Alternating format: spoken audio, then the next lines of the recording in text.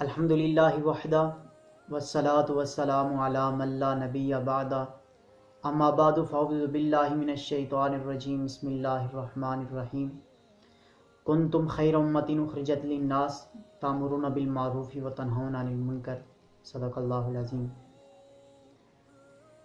آج کی اس ویڈیو کا مقصد تبلیغی جماعت پر حکومتی اہلکاروں اور میڈیا کی طرف سے جو پروپیگنڈا کیا جا رہا ہے اس کے بارے میں ہے۔ الحمدللہ تبلیغی جماعت وہ جماعت ہے جس نے پوری دنیا کے اندر اسلام کو پھیلایا۔ وہ لوگ جو اسلام سے ناواقف تھے ان کو مسلمان کیا، اور جو اسلام کا درس بھول چکے تھے ان کو سبق واپس یاد کروایا۔ تبلیغی جماعت کے اندر ہر قسم کے لوگ ملتے ہیں، علماء، طلباء، ڈاکٹرز، وکلاء، وزراء، ہر قسم کے لوگ اس جماعت کے ساتھ منسلک ہیں۔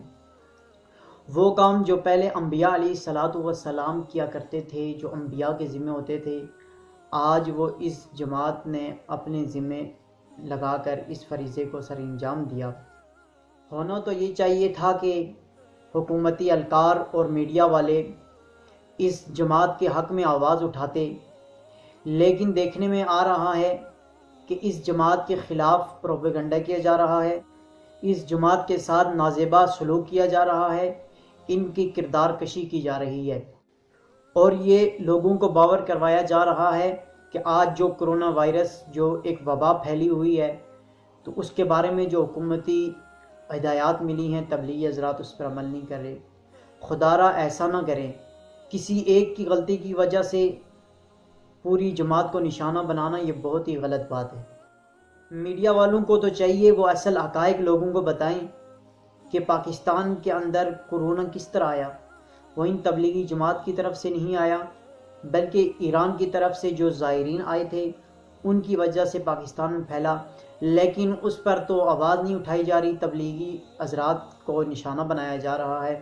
اگر اس بات پر آواز اٹھائی جائے، ایرانی زائرین کے خلاف آواز کو بلند کیا جائے، تو پاکستان کے اندر کرونا وائرس کا جو پھیلاؤ ہے اس کا سدباب کیا جا سکتا ہے۔ اور اس بات کا بھی حقیقت سے کوئی تعلق نہیں ہے کہ تبلیغی حضرات احتیاط پر عمل نہیں کرتے۔ اس جماعت کے اندر بھی بہت سے ایسے لوگ ہیں، بہت زیادہ، جو ڈاکٹرز ہیں، اسپیشلسٹ ہیں، جو اس بیماری کا علاج بھی جانتے ہیں، وہ احتیاط اور ہدایات پر عمل بھی کرتے ہیں۔ جو لوگ تبلیغ والوں کے خلاف آواز اٹھا رہے ہیں، ذرا غور کریں کہ وہ لوگ کون ہیں، کون لوگ ان کو پیچھے سے چلا رہا ہے، ان کے پیچھے کس کا ہاتھ ہے، ان لوگوں کو کون استعمال کر رہا ہے۔ خدا را ایسا نہ کریں، اللہ تعالیٰ سے معافی مانگیں، توبہ و استغفار کریں۔ اللہ تعالیٰ کی طرف سے جو عذاب آیا ہوا ہے کرونا وائرس کی شکل میں، اس سے اللہ تعالیٰ سے معافی مانگیں تاکہ یہ عذاب ہمارے سر سے ہٹ جائے۔ یہ نہ ہو کہ آپ ایک نئے عذاب کو دعوت دیں۔ خدا را تبلیغی جماعت والوں کے خلاف پروپیگنڈے بند کیے جائیں، کسی نئے عذاب کو دعوت مت دیں۔ دعا ہے کہ اللہ تعالیٰ ہمیں اس کی سمجھ عطا فرمائے۔